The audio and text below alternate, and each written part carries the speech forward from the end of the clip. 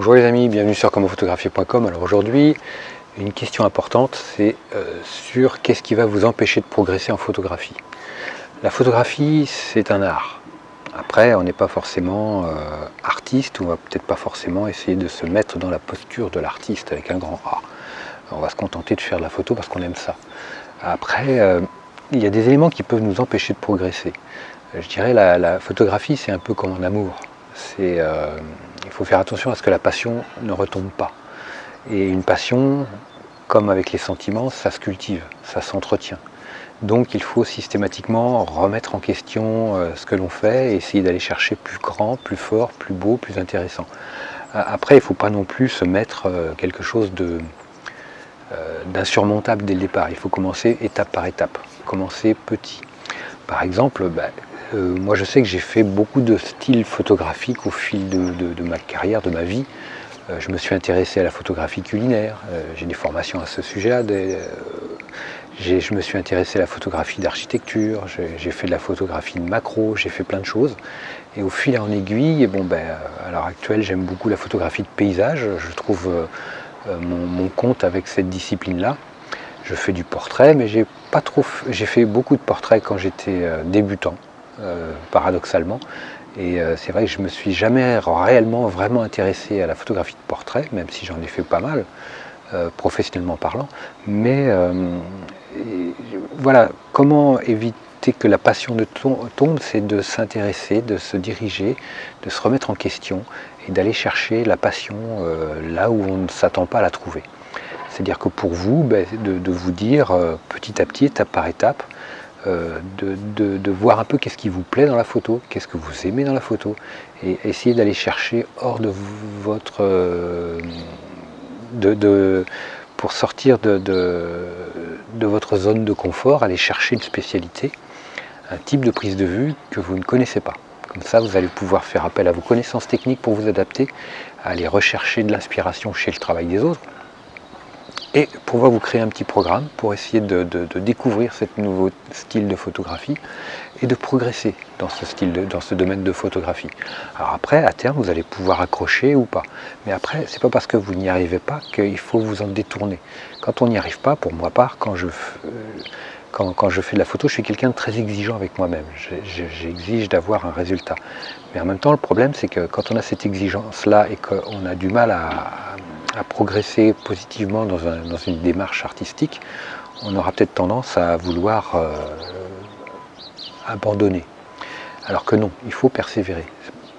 Comment? Parce que si on n'arrive pas à faire une photo, il faut déjà analyser pourquoi on n'y arrive pas. C'est-à-dire qu'est-ce qui fait que ma photo ne me plaît pas. Bon, c'est le cadre, c'est la lumière, c'est le sujet.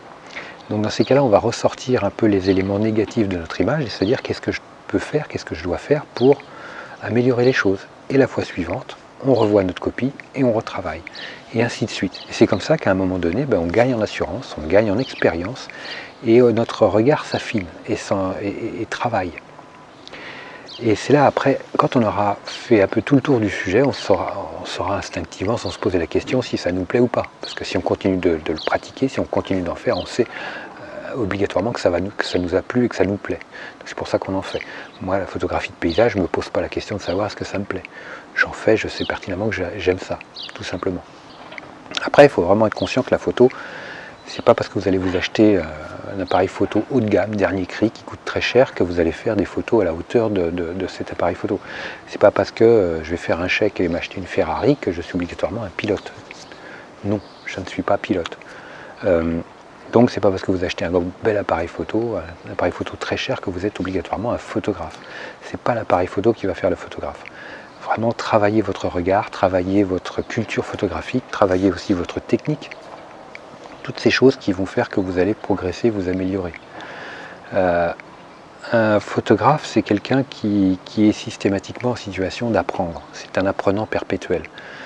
Moi, je sais que ça fait presque 40 ans que je fais de la photo, que j'en vis, et je suis systématiquement un apprenant perpétuel.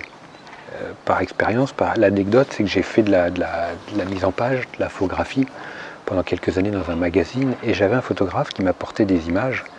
Alors ce photographe était beaucoup plus jeune que moi, était beaucoup plus inexpérimenté que moi. Et il me connaissait ma carrière, et il me regardait un peu comme un maître. Alors que moi, c'est moi qui le regardais comme un maître, parce que ce photographe-là, c'est un journaliste, il apportait des images avec des angles, des vues, des choses extraordinaires que moi je ne connaissais pas, que je ne savais pas faire. Et à chaque fois que je regardais les photos qu'il m'apportait, ben, je me prenais des claques.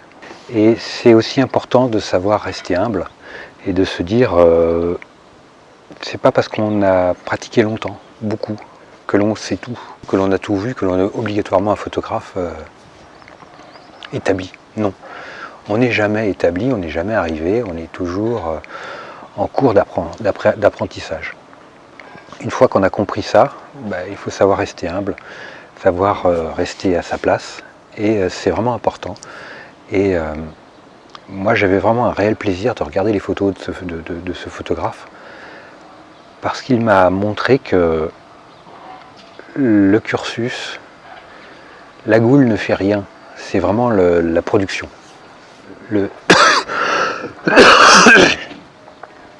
Les images que l'on apporte, le regard que l'on a, qui vont faire que moi, ce jeune photographe m'a apporté une certaine ouverture d'esprit.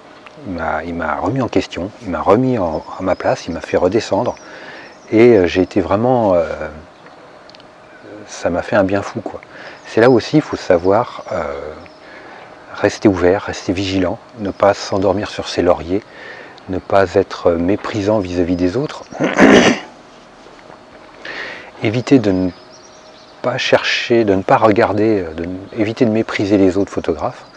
Toujours s'intéresser au travail des autres, regarder les photographies des autres photographes, parce que l'inspiration viendra bien 9 fois sur 10 du travail des autres, du regard des autres.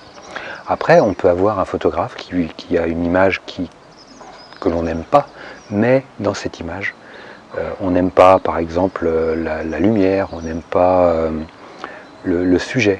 Par contre, l'angle de vue, le cadrage va nous apporter un petit truc qui va nous exciter, qui va nous susciter notre intérêt.